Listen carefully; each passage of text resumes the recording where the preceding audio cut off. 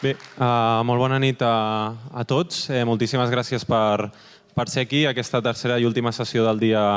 Avui és el tercer dia del festival. Ens fa il·lusió perquè tot just avui han passat els 1.000 espectadors en aquests 3 dies. I tancar aquest dia amb una sessió com aquesta fa moltíssima il·lusió. Només per introduir una mica el festival. El festival és la 6ª edició, és el 6è any que estem fent aquest festival.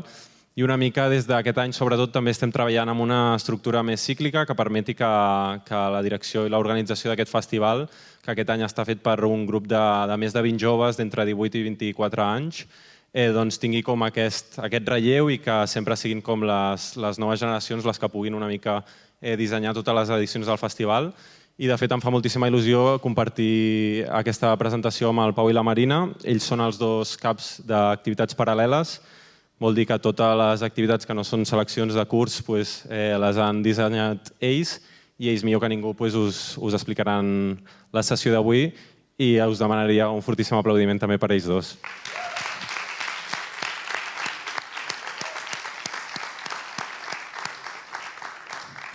Bon vespre, moltes gràcies per venir. I avui comencem amb les retrospectives joves, que és una secció que ja fa temps que es fa en el festival, en el que bàsicament es posa el focus en l'evolució dels cineastes i les primeres obres de cineastes relativament ja consolidats, per veure una mica quines són les mutacions o les consolidacions que han tingut al llarg de la seva carrera, així com també per veure les seves primeres obres. Així, les 3 retrospectives que farem aquesta edició és la Meritxell Colell, que el fem demà a les 5 de la tarda aquí, l'Ulrich Seidel, que ho fem el diumenge, i també el dia d'avui, la Virginia i el León. Llavors, pot semblar que aquests 3 noms potser són una mica eclèctics o com diferents entre ells, i segurament sí que ho són, però una mica com ens vam plantejar les retrospectives des del principi amb la Marina, va ser intentar fer que tinguessin el nexe de que són cineastes que s'aproximen a la no ficció i que sí que tenen unes propostes una mica heterodoxes. D'aquesta manera, en el cas de la Meritxell Colell, per exemple, del que anirà a la sessió, serà un viatge entre el primer curt que fa després de sortir a la universitat, que és manuscrit a la ciutat, que és una espècie com de retrat sobre Buenos Aires, i llavors una evolució en altres curts en què ja és més obertament experimental, que juga amb temes de muntatge digital i coses de l'estil. Després l'Ulrich Seidel projectarem els seus 2 primers curtmetratges, que ja tiren una mica potser com cap al documental antropològic. El primer és One Forty, que és un retrat del dia a dia d'una persona que té nanisme, i el segon és de Prom, que es centra en els rituals socials i, com així d'una manera una mica potser cínica, dels rituals del ball de graduació del seu poble natal. I per últim tenim la sessió d'avui amb la Virginia i el León, que ens centrem més en la veu en off i que la Marina us explicarà millor com anirà la sessió.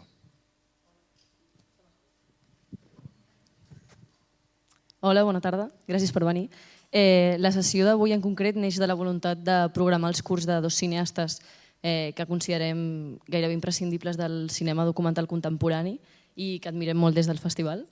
I els curts que veureu tots responen a una espècie d'experimentació amb la veu en off que generen la Virginia i el León i que ens semblava molt interessant portar aquí perquè, a banda de ser amics des de fa molt temps, el seu cinema també creiem que té moltes coses en comú i ens agradarà molt que us fixeu quan veieu els curts com en els diàlegs que s'estableixen entre les peces. I en els 2 casos presentem 3 curts de cada un que estan dividits. Primer posarem els de la Virginia i després els del León.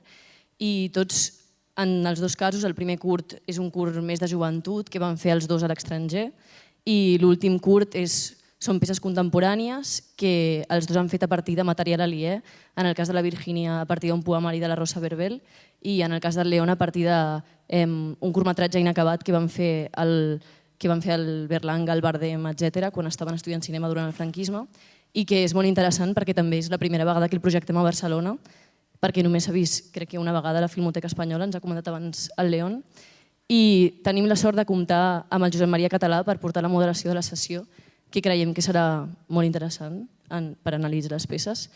Ell és doctor en comunicació i ha publicat moltíssims articles relacionats amb el documental i creiem que anirà molt bé. I ara us demanem un fort aplaudiment per ells, que presentaran una mica els curts.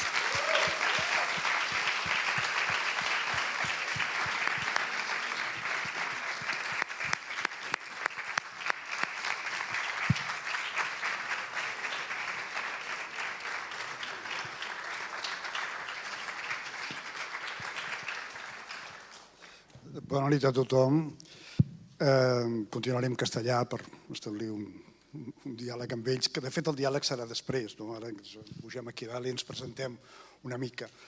Yo creo que es un lujo tener hoy aquí a León y a Virginia. Es un lujo esta retrospectiva, porque como se ha dicho ya, son dos cineastas extraordinarios que de alguna forma, puestos en conjunto, establecen un diálogo muy curioso entre ellos. Yo creo que no solamente hay el valor de cada una de las piezas, sino lo que va a surgir de ese conjunto de piezas que se van a presentar hoy, sobre todo desde el punto de vista de la voz en off. O sea que tenéis mucha suerte de poder contar con ellos, poder contar con su obra. Luego tendremos ese diálogo, discutiremos sobre la voz en off y concretamente con la cuestión de los cortos. Nada más, os dejamos para que disfrutéis. Bueno, hay que decir una cosa, los que tenemos suerte somos nosotros, aquí los dos, de estar con nuestro maestro Josep María Català, honrándonos con su presencia. Este señor, lo que hemos aprendido de él no está ni escrito. Así es que eres tú el que nos honra. Han aprendido de mí, pero en realidad yo he aprendido mucho de ellos. O sea que todos... Luego no habrá tanta cortesía. Hasta luego. Hasta luego, gracias.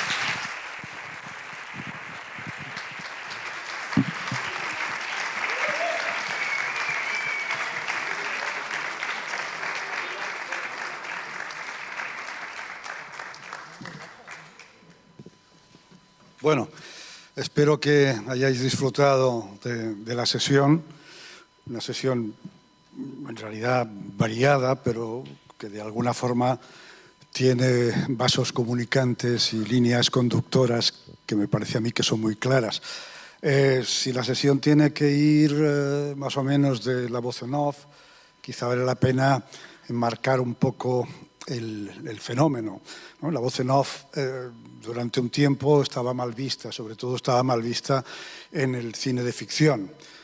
Parecía que era un recurso de malos directores o malas directoras, en el sentido de que, sobre todo cuando había adaptaciones literarias, si había partes que no se sabía muy bien cómo realizarlas, cómo ponerlas en imágenes, pues el recurso era la voz en off, que de alguna forma reproducía esa parte de la novela. Hubo cambios después, más adelante. Yo recuerdo en estos momentos, por ejemplo, la película como Casino de Scorsese, que era espectacular, cómo trataba la voz en off y cómo la voz en off creaba unos ritmos particulares dentro de la película, ¿no? Pero esto lo podía hacer Scorsese, no muchos directores. En cambio, en el documental, de alguna manera, la voz en off era algo consustancial al principio.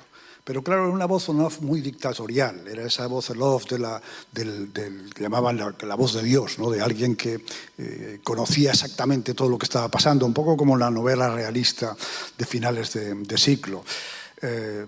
Esa voz que dejaba las imágenes de alguna manera en una lateralidad, porque en la voz se explicaba exactamente lo que había que ver. Hubo una reacción casi inmediata en este sentido, en la tradición del cine observacional, de dejar que la cámara simplemente contemplase la realidad y que las cosas ocurrieran ahí delante y que no interviniera para nada esa voz, ni la voz del director, ni nada más. Pero luego, al cabo del tiempo, y con muchas variaciones que todos y todas seguramente conocéis, llegó el film ensayo, y en el film ensayo es donde se produce una especie de salto cualitativo que recuperó la voz en off de una forma distinta.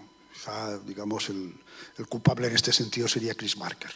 Chris Marker introdujo la voz en off y sobre todo la introdujo de una forma muy creativa porque hizo aquello que hacía en literatura Pessoa, que es crear heterónimos, es decir, crear voces distintas que eran voces de él, pero podían ser femeninas incluso, y que por lo tanto creaban como personajes dentro de la película desde el punto de vista de la voz. Pero poco a poco esa creatividad fue en aumento, es decir, hubo una investigación sobre qué podía hacer la voz en el territorio de las imágenes, porque creo que el territorio de las imágenes es importante.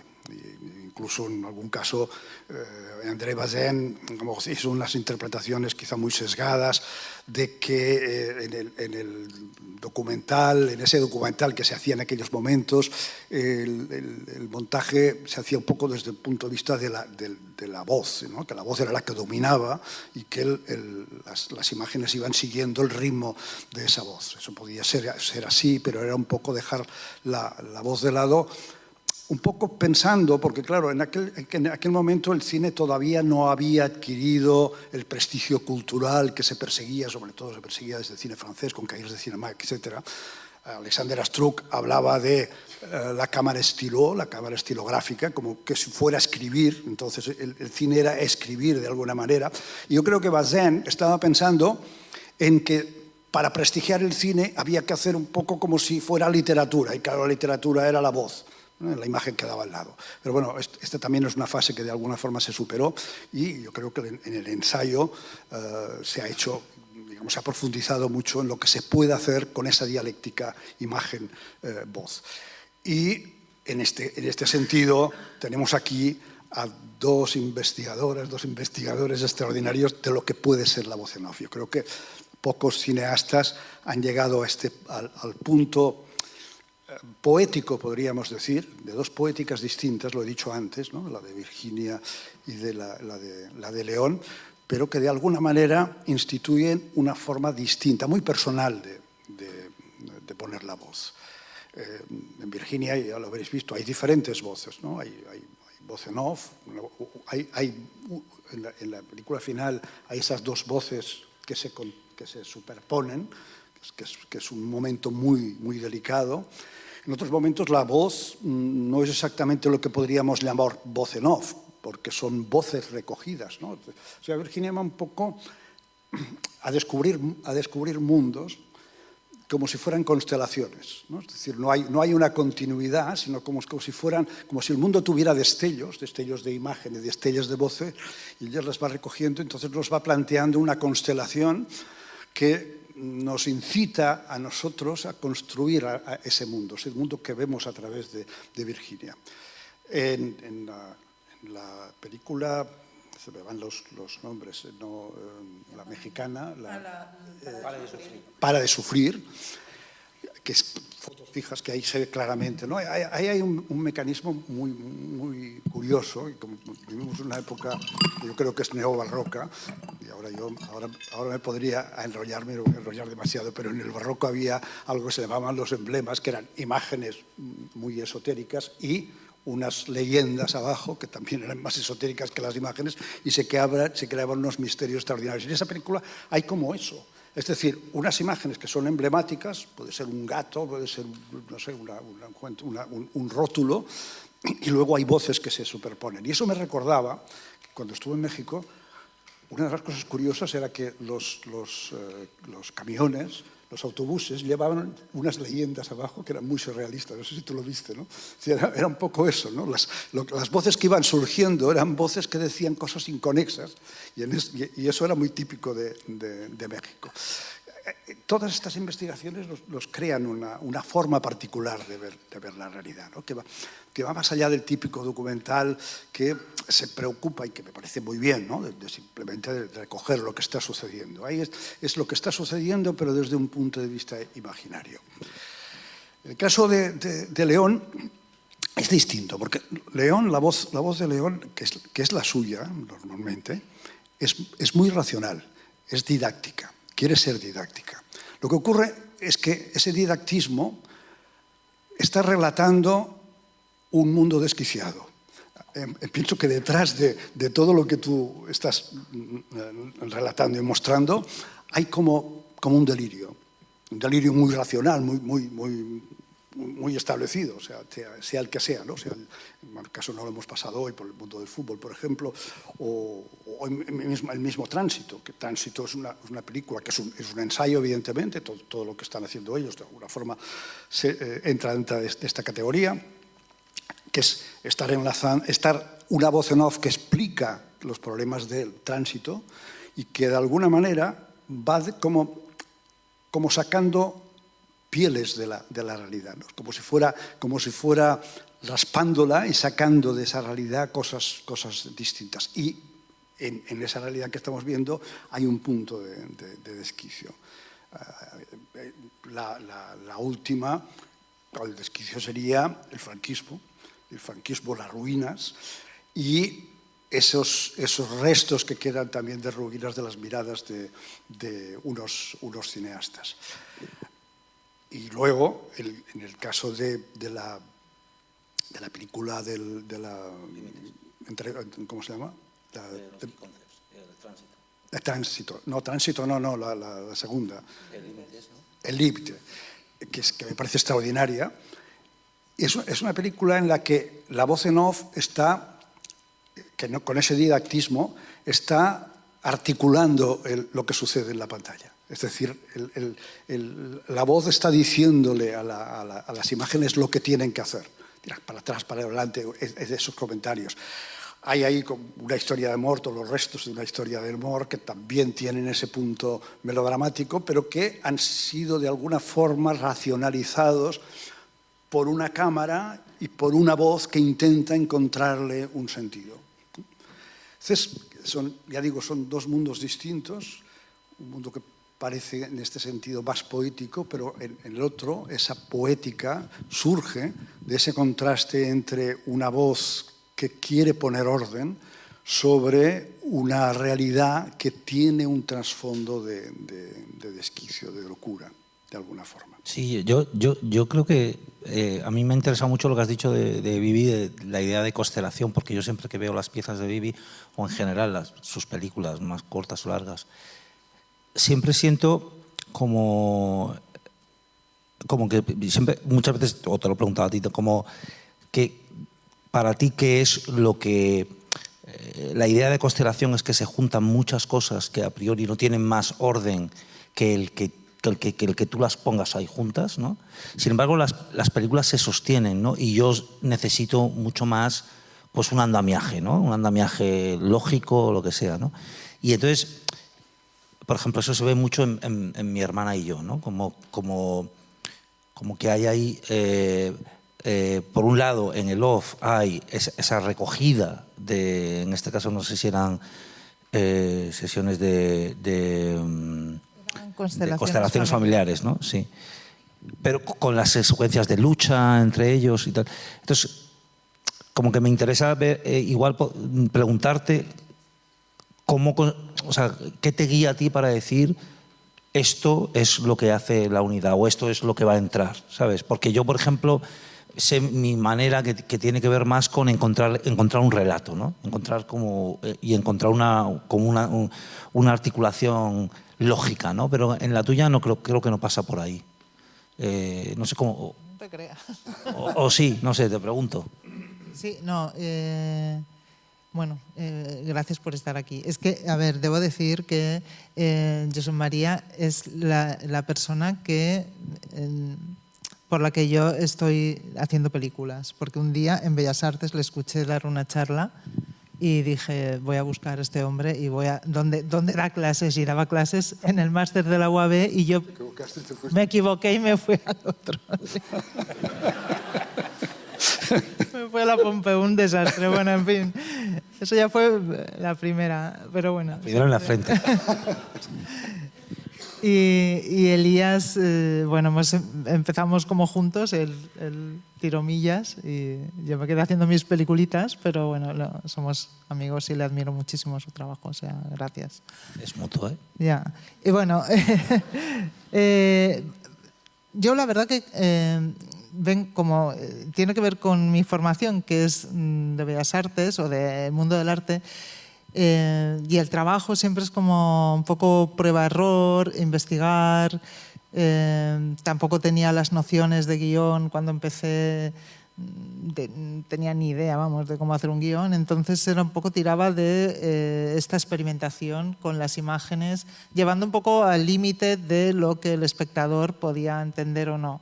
Claro, en la primera película, esta Para de sufrir, en realidad eran diapositivas y audio en una galería de arte. Entonces, bueno, pues no estaba, bueno, no sé, lo que tiene el arte, que tú vas allí, lo expones, la gente te dice nada, ¿no? Nunca sabrás si estaba bien o estaba mal porque no tienes poco feedback y ya importa. Depende del vino que haya. Exacto, depende del vino, pero es que ni eso, o sea, me refiero, no sé, tú vas haciendo, si le gusta a un comisario te va, pero no tienes este enfrentamiento con el público, ¿no? Y entonces te permite más, o sea, para mí el trabajo del artista es diferente, es como, no se debe al público, sino que se debe al trabajo de investigación. En ese sentido es muy diferente como yo planteaba estas primeras piezas o así. Entonces no tenían tanto que ver con una lógica, sino con experimentar esa relación de imagen con el texto, casi que intentar llevarlo al límite. Pero por ejemplo en la última, en el poema, sí, el poema, que es de hace poco, claro, ahí hay un orden prehecho que es el propio poema que existe, ¿no? Entonces ahí... no sé, porque entiendo que ha cambiado completamente el proceso. También han pasado 20 años entre una y otra. Por ejemplo, ahí ¿cómo lo afrontas? Ese es un encargo. Entonces, claro, tenía que tener que ver con los poemas de Rosa Verbel, que yo, bueno, todos los alumnos que hay aquí ya siempre, bueno, me encanta esta poeta. Y entonces me encargaron hacer algo audiovisual con sus poemas. Y el problema era, claro, que para mí un poema ya son imágenes, ¿no? Entonces me parecía muy difícil poner imágenes a un poema, y un poema además que bueno, este libro se llama Las niñas siempre dicen la verdad, por eso conservé el título. Y entonces lo que hice fue como escribir una voz en off de una fábula donde entraran los poemas. Entonces me inventé esto de los hombres pájaros y toda esta historia, porque era muy apocalíptico bueno, y también estábamos en pandemia, justo que salías a la calle y no parabas de ver cosas rarísimas, ¿no? Que ahora ya nos parecen normales, pero yo está rodado al lado de mi casa todo y cada día había una cosa cual más extraña, ¿no? Y entonces sí que tiene un orden, bueno, tenía esa complejidad, dijéramos, de intentar ilustrar poesía. Entonces era, bueno, voy a decir que es un poema. Entonces ¿no? En las escuelas se graban poemas a los niños, y entonces tú ya entran los poemas, porque es que si no era muy complicado. ¿Pero tú piensas que era ilustrar el poema o realmente tú te inspirabas en lo que decía el poema y encontrabas unas imágenes? No, la metodología fue aprenderme los poemas de memoria y salir a la calle. Que como no había nadie era fácil porque podías grabar no había nadie, no te cruzabas con nadie. Entonces de repente era como, hostia, ahí voy para allá. Entonces, pero siempre con los poemas en la cabeza, lo que te inspiraban esos poemas. Que es o sea, salir a la calle, y mi hermana y yo un poco también, salir a la calle con la voz en off en la cabeza. Y entonces cualquier cosa de la realidad o directamente ir a buscar tal imagen. Por ejemplo, pues quería buscar gente que estuviera arriba, hombres que estuvieran arriba, pues bueno, sales mirando para arriba. Es que también, claro, las propias palabras te guían la mirada. Yeah. Y entonces eso es interesante. Yo en el trabajo que he hecho siempre en las piezas o en las pelis también, creo que hay como dos formas de aproximarse al trabajo. Uno tiene que ver con qué preexiste, si las imágenes o el texto, ¿no? Entonces, por ejemplo, en las piezas que han pasado aquí, El Tránsito es una pieza escrita hasta la última coma antes de empezar a grabar. Sin embargo, Límites es todo lo contrario, es volver a un material bruto que estaba guardado hace 5 años y, de alguna manera, hacer ese ejercicio como del escultor que de un bloque de mármol empieza a extraer la escultura, ¿no? Entonces, yo creo que es interesante para quien empieza a trabajar de esta manera, hacer los dos ejercicios, ¿no? O sea, como salir a la calle o a donde sea a buscar algo que se relacione con algo que ya existe y que tiene un orden, versus lo contrario, ¿no? Y hay una cosa que has dicho antes también que me ha parecido interesante, por ejemplo, que yo creo que ilustra bien la diferencia, ¿no? Igual en su caso tiene que ver con la formación como artista. En mi caso yo estudié lingüística y filología, o sea, lengua y literatura, pero sobre todo lingüística, yo diría, y ese es mi origen, tiene que ver mucho con el estructuralismo, que es lo que se estudiaba cuando yo estudié lingüística, ¿no? Como los sistemas, las raíces, los árboles, o sea, como la estructura, ¿no? Por ejemplo, ya he dicho que creo que es un tema interesante, es cuánto, cuando trabajas un poco desde la prueba y error o desde la aproximación más artística, cuánto te importa o no, o cuánta mirada tienes en que aquello se siga por parte del espectador, ¿no? Por ejemplo, entonces ella decía, no, pues en mi hermana y yo son unas sesiones de constelaciones familiares. Entonces yo, por ejemplo, según lo ha dicho, a mí lo que me saldría es, vale, si yo voy a hacer esta pieza, lo primero que tengo que hacer es incluir en la pieza qué es una constelación familiar, ¿no?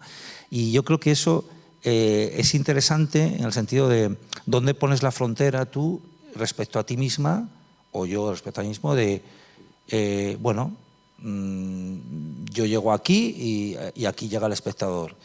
Tengo la sensación de que yo me acerco mucho más, lo que ha dicho José María, de esta cosa un poco didáctica o un poco como de algo que se autoexplica por sí mismo, versus tú que te siento como mucho más suelta o como mucho más... Y de hecho, creo que cuando nos conocemos muchos años ya, tú has ido acercándote más al público cada vez, o a la voluntad de que haya una comunicación directa, ¿no? Hombre, es que es muy duro que la gente se vaya de la sala, entonces... O sea, al final como muchas... O sea, claro, te digo, porque si son cosas que están en una sala expositiva, la gente puede entrar, salir, volver a entrar, no tiene que tener algo narrativo. Pero claro, si estás en un cine y ves que todo el mundo se va, es durillo. Entonces he intentado, amigos, que no os vayáis, que os quedéis. Sí. Intento evolucionar. Pero te interesa algo que es distinto a la situación en la que estás, porque tú estabas diciendo que en la película que hiciste durante la pandemia, en realidad la pandemia no surge, excepto ese tono apocalíptico al final, pero no surge.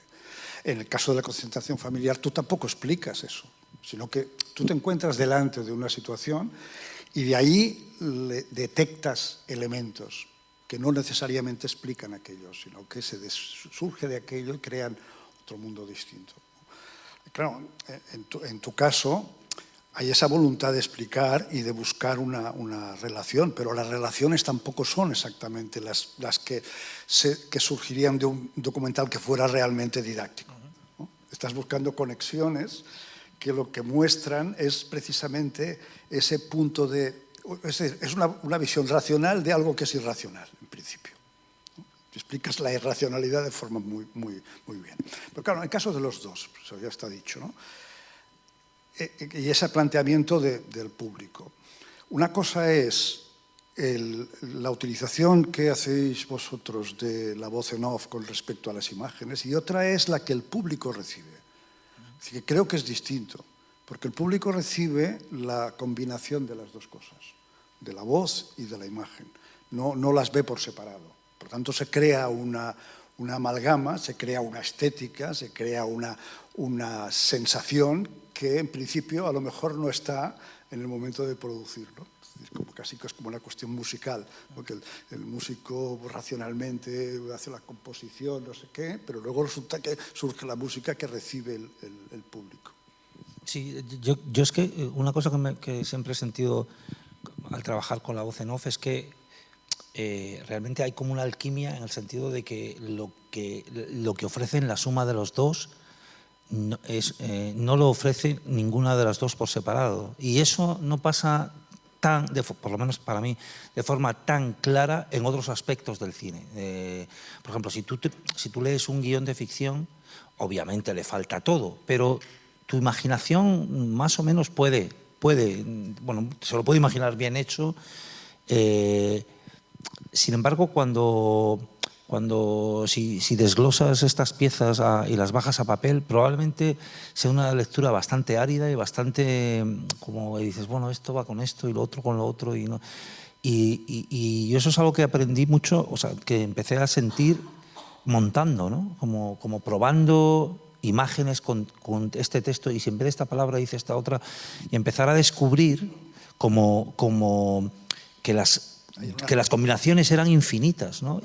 En el caso de Tránsito, por ejemplo, que tú decías que estaba escrita hasta la última coma desde el principio, en el momento en que entra en contacto con las imágenes, aquello se convierte en una cosa distinta.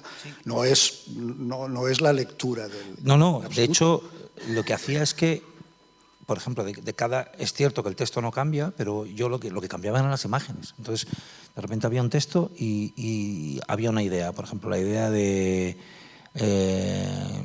eating and loving, ¿no? Entonces es como, bueno, vamos a buscar aquí fuera en Nueva York algo que pueda encapsular la idea de comer y amar. Y recuerdo tener varias candidatas, ¿no? Entonces llegaba a casa, las probaba, o en casa no, porque no se montaba en casa todavía, a la escuela de cine, y las probaba y decía, no, esto no funciona todavía, es demasiado raso, es demasiado no sé qué.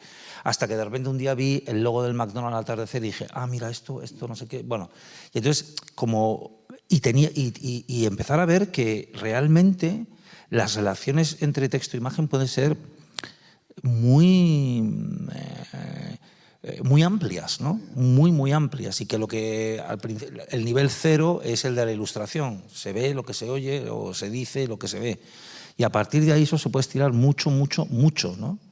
Y eso a mí me parece muy mágico, porque solo sucede en la concatenación, ¿no? Los dos habéis hecho largos, tú has hecho series además, ¿no?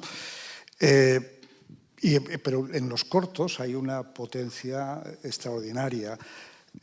Hay una cierta diferencia, como los cortos sería como una especie de música de cámara y los largos son como sinfonías, ¿no? Es decir, ¿veis diferencia a la hora de enfrentaros a la realización en este sentido, hacer un largo o hacer esa condensación que hay en los cortos? A ver, sí, bueno, básicamente que el largo tiene que contar más cosas, ¿no? Entonces, claro, es como pintar un cuadro, ¿no? Como un cuadro grande o uno pequeño, o sea, es mucho más complejo. Un largo... Sí, bueno, quizá la pregunta hubiera tenido que hacerla al revés, ¿no? No decir qué pasa con el largo, sino qué pasa con el corto, ¿no? O sea, ahí encontráis que en el corto hay una posibilidad de crear esa alquimia que decía él de forma más inmediata, como si fuera una pequeña joya, ¿o no? Yo creo que sí. ¿Sí? Sí. O sea, de hecho, yo creo que ya no hago más cortos porque la gente ya es demasiado joven cuando vas a los festivales y te da como palo. Pero si no, haría más cortos. Ya no sé ni qué decirles. Pero sí, me parece muy... O sea, el corto da para más juego, para más riesgo, ¿no? Bueno, obviamente no te estás jugando tanto dinero, bueno, hay mucha más libertad y luego puedes contar cosas como, bueno, más poéticas, realmente, como un verso, no es como que tengas que escribir una novela y el largo es mucho más complejo. A mí lo que me pasa con eso es que había una frase de Cortázar que era como que la novela se podía ganar por puntos, pero los cuentos había que ganarlos por KO. Y siempre he sentido que las piezas, yo en ese sentido he sido bastante preso de la idea de, más en el corto que en el largo, no sé cómo llamarle, como del mecano perfecto, ¿no? Como una cosa como, por ejemplo, siempre he tenido muy claro que el corto tiene que tener como un golpe final, tiene que ser un orden muy autónomo, en el que es muy difícil permitirse. Claro, yo es que en eso escucho hablar y me siento muy calvinista, ¿no? Porque, claro, eso que por un lado, bueno, pues puede manufacturar piezas como muy depuradas, al mismo tiempo también implica pues una falta de libertad, ¿no? A la hora, por ejemplo, de investigar, de ensayar o decir, bueno, esto no tiene... En el largo, sin embargo, sí creo que hay momentos en los que... también depende del largo, claro, pero creo que hay momentos en los que existe más laxitud para mí en el que la tensión narrativa puede en un momento pues bajar, ¿no? Bajar y dilatarse y sostenerse y luego retomar el pulso. En un corto es complicado. Si hay un valle en un corto, es complicado. También depende del corto, pero los que yo he hecho, los que me he planteado, hayan sido ensayos, hayan sido piezas de ficción, hayan sido cartas audiovisuales, diarios, siempre he sentido la idea de rienda muy fuerte, ¿no? Como bueno, esto es como si se fuera a lanzar ahí fuera y casi da igual quién lo haya hecho, porque funciona por sí mismo, ¿no? Es un mecanismo que funciona. Y esto... Bueno, no sé si me hace más preso o no, pero es como yo lo he encarado, ¿no? Mucho. Con esa voluntad. Luego, a veces se consigue, a veces no, ¿no? A mí me gusta mucho como una cosa que haces en los cortos, sobre todo, que es como conviertes imágenes en símbolos, con la repetición y siempre con un plus. Y eso De hecho, en clase yo lo explico esto. Pongo tus cortos y explico esto. Sí, bueno, yo creo que... Es como esta mini trampa que haces. Sí, bueno, es como...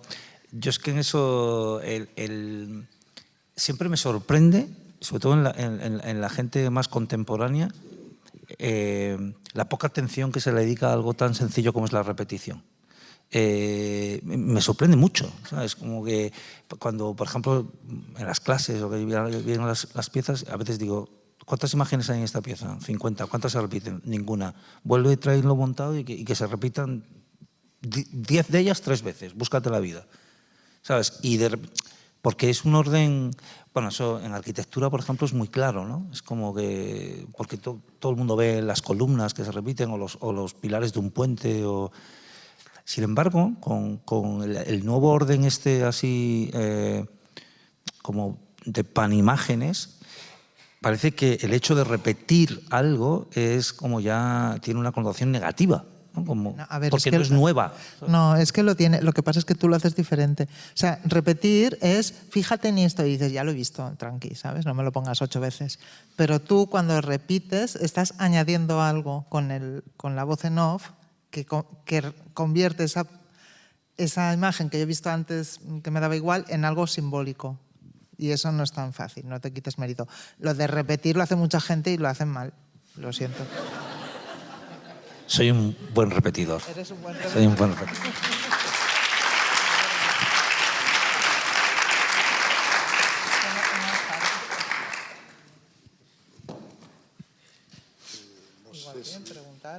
Igual ahí deberíamos pasar ya... Sí, sí. Hablando del público, que hable el público, ¿no?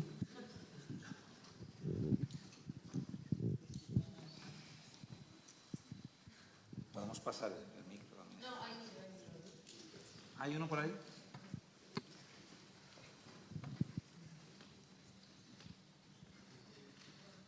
Yo tengo una pregunta, pero la puedo decir así. Dila así. Yo la digo así. ¿Qué pasa con Ainhoa? ¿Qué pasa con Ainhoa?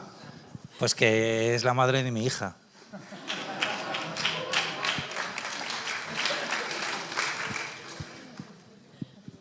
Sí, es la madre de mi hija y es mi socia en la productora.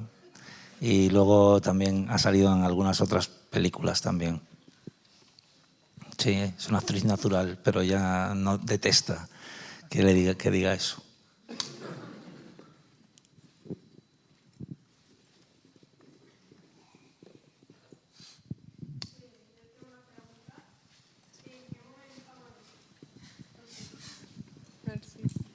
Hola, vale.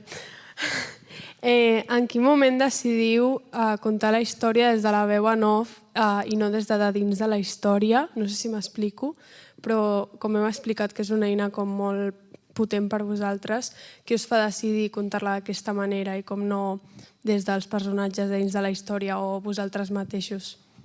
Merci.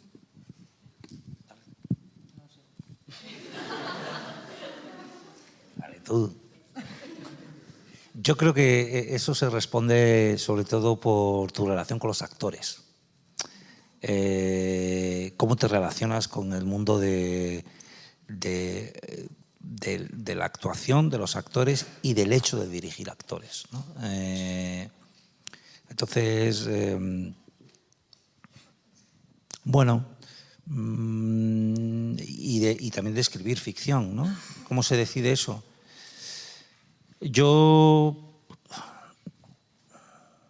Supongo que empecé a trabajar con la voz en off porque ahí encontré un espacio de libertad que no conseguía al trabajar en ficción o en películas de puesta en escena con actores.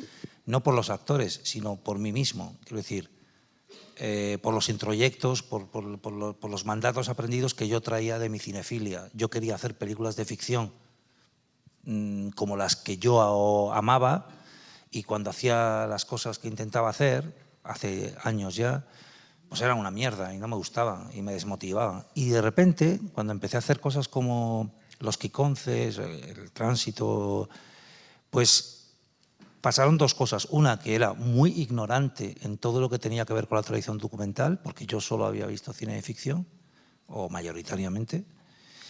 Y dos, que dada esa ignorancia, había como... Bueno, pues yo hacía cosas que sentía que eran... Bueno, que tenía más... que estaba más suelto ahí, que no había un canon o no había algo que tenía que hacer o con lo que comparar, ¿no? Y yo creo que eso me pasó en un momento que era joven y que necesitaba ocupar ese espacio y sentir un suelo propio seguro, ¿no? O dicho de otra manera, yo me pasé 15 años queriendo ser Cassavetes hasta que un día entendí que no lo iba a ser jamás. Entonces ese fue el día en que yo empecé a encauzarme hacia algún sitio. Pero Vivi seguro que tiene una respuesta para esto también, que no tendrá nada que ver con los actores, tendrá que ver con no sé lo qué. No, la verdad que normalmente por el texto en sí, o sea, porque escuchas cosas que dices, hostia, esto hay que hacer una peli con esto, o sea, quiero probar de poner imágenes a esto. Por ejemplo, las constelaciones familiares, que es que yo, claro, esto es del 2009, pero esto yo creo que lo grabé en 2007 y estuve grabando para un artista y las constelaciones en sí, y claro, y era una cosa que es que me quedé bastante alucinada. No sé si ahora creo que es más común, pero entonces no era algo muy... Era una terapia muy extraña, ¿no? Y de repente ver, bueno, todo ese dolor familiar y, bueno, pues pensé, hostia, es muy buen material para poder hablar sobre la familia, ¿no? Y luego lo que hacía era como buscar imágenes de mi infancia o imágenes que a mí me parecieran así como, bueno, pues sí, como de miedos, de niños, de algo así, para intentar llevar esas sensaciones, más como llevar una sensación siguiendo la sensación que te daba cuando tú escuchabas las constelaciones. Pero sí, tiene que ser algo o los poemas de Rosa, por ejemplo, cuando leí los poemas dije, hostia, es que vale la pena intentarlo, todo y que me parecía muy difícil, ¿eh? Lo de la poesía lo veo muy complicado, pero valía la pena intentarlo, porque son textos que te parecen muy potentes o muy, no sé, que ya te emociona solo el texto, entonces piensas, bueno, muy mal lo tienes que hacer para empeorarlo, pero bueno, a veces se pasa, ¿eh? Pero sí, no sé, son textos que son potentes.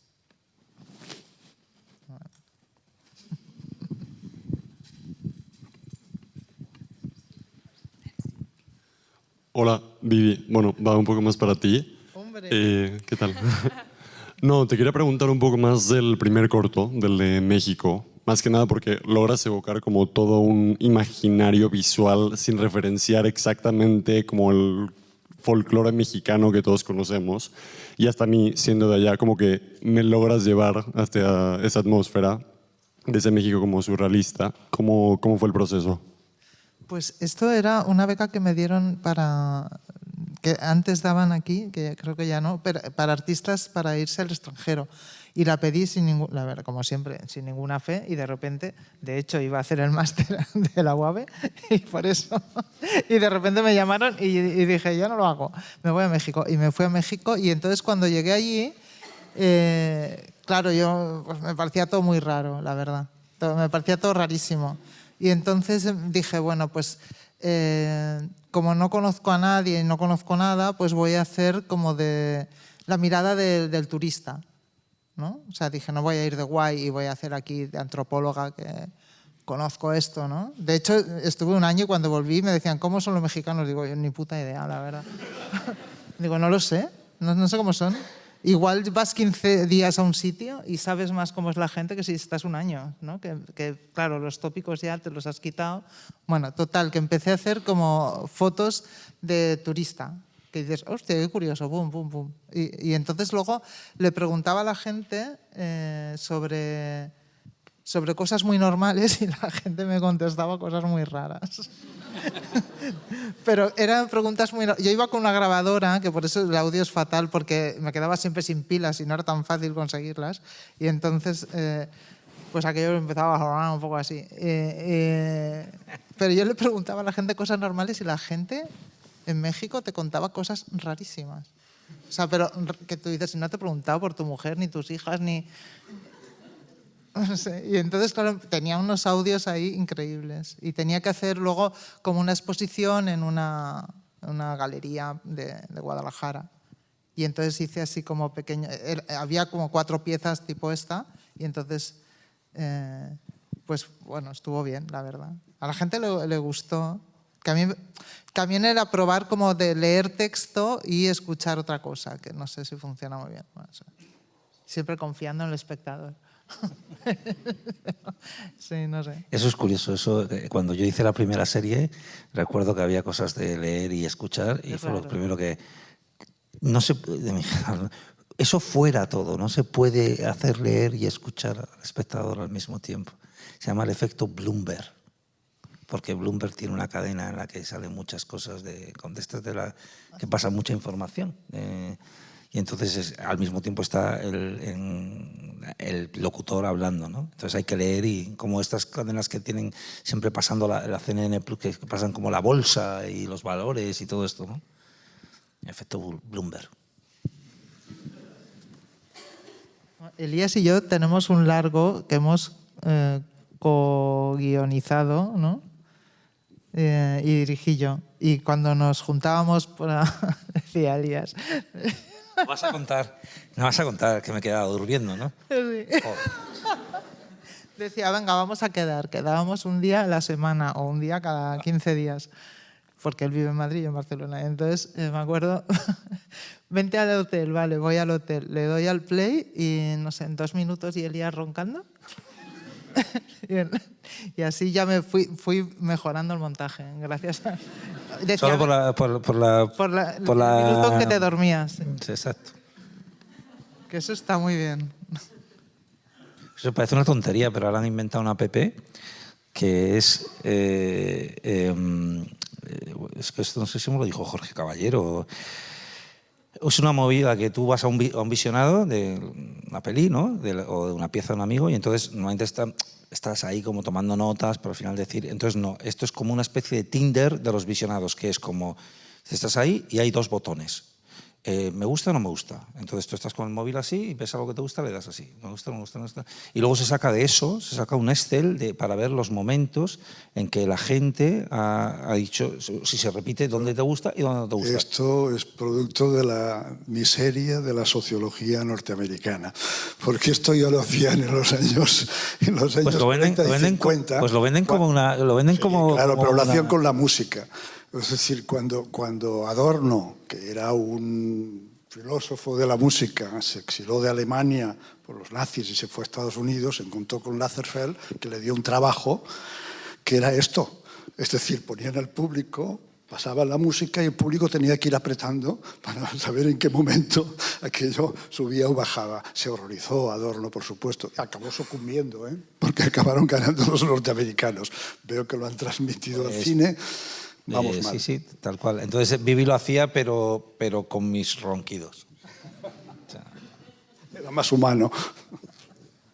Desde luego, con este pequeño perfil que me acaba de hacer, cualquier tipo de sex appeal me lo acabas de sacar, pero así, solo en la marcha. Hombre, tener a León Seminiani roncando delante de tu película es un lujo. O sea, no que veas. No...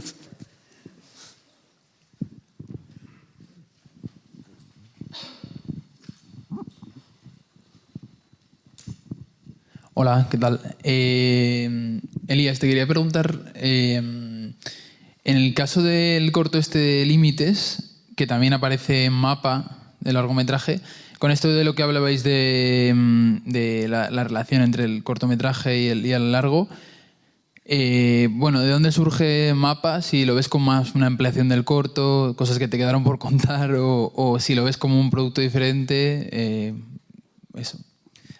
Sí, es muy diferente. En realidad no tiene que ver. El límite este Mapa empieza con límites por Isaki La Cuesta, porque me acuerdo que bueno, empezaba sin el corto y de repente la pusimos y Isaki dijo, esto tiene que empezar con límites, así de la nada, ¿no? Y entonces dije, ¿qué dices? Porque Isaki siempre da estos comentarios que pueden resultar desconcertantes a veces, ¿no?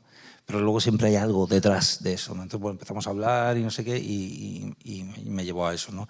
No, a ver, la relación que hay entre las dos piezas es que, o sea, entre la peli y esto, es que, bueno, responden a un periodo que yo estaba muy interesado en lo que se llama, bueno, el cine en primera persona o básicamente en trabajar con mi propia vida como materia prima, ¿no? Y eso fue un tiempo que también coincide pues en un tiempo de bastante autointrospección, bastante trabajo terapéutico por mi parte, terapia, luego hice una formación de terapeuta también. Entonces, bueno, es una época que a mí me interesó mucho eso y busqué, hubo un momento en que dije, bueno, si estoy tan metido en esto, voy a intentar, desde lo que yo hago, que es el cine, pues buscar una vía para hacer esto, ¿no?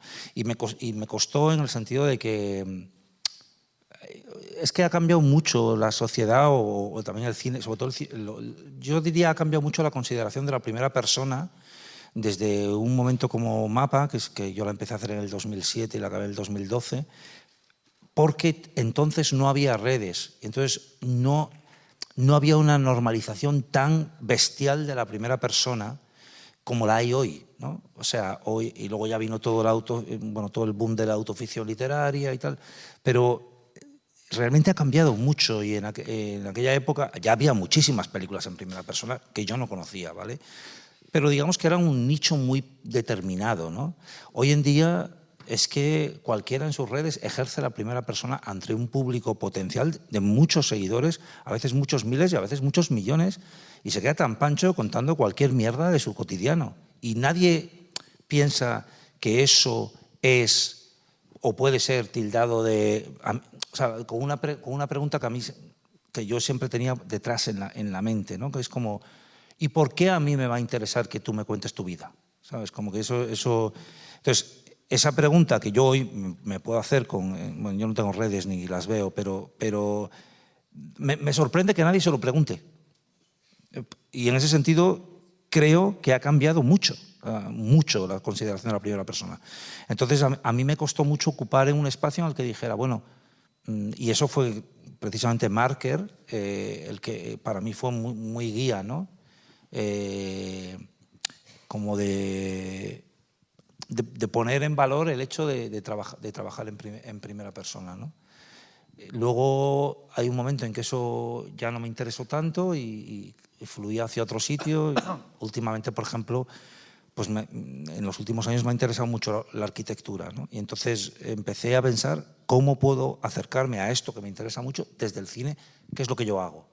Y ahí empezó esa investigación que al final me acabó llevando pues, a un corto que nos ha pasado hoy aquí, que se llama Arquitectura Emocional, 1959. Bueno, entonces al final yo veo que cuando ya gente como Vivi y yo, y me pasa con gente, bueno, Jorge que está aquí también, o gente de nuestra generación en general, cómo hemos pasado de una especie de respeto, cada uno a su manera, pero muy reverencial al cine, al medio del cine, al lenguaje del cine, a la cinefilia, a de alguna manera asumir que eso es nuestra herramienta para acercarnos a otras cosas que nos interesan, ¿no? O sea, por lo menos yo me lo planteo así.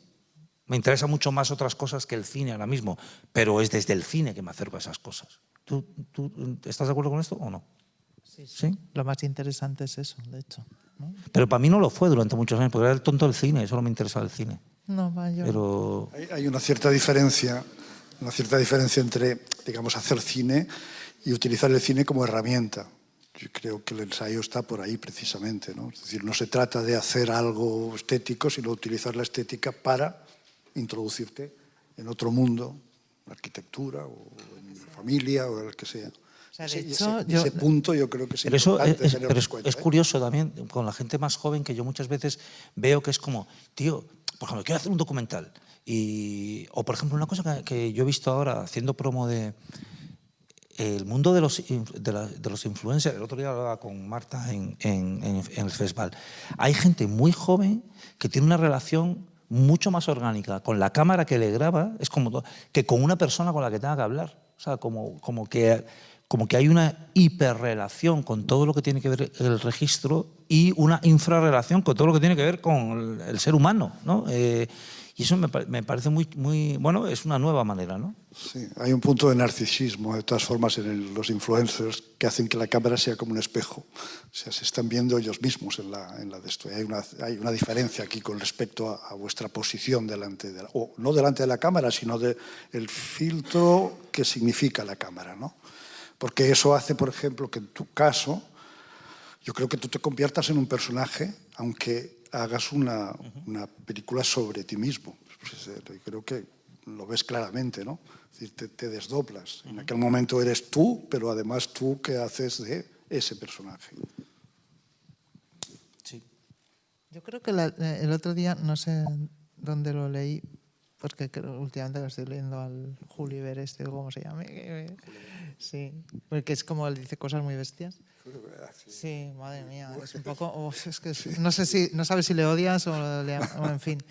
Pero, Houellebecq, el escritor. Novelista francés.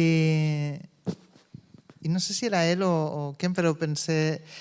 Hostia, no lo había pensado nunca, porque para mí el trabajo del artista o del cineasta es mirar el mundo.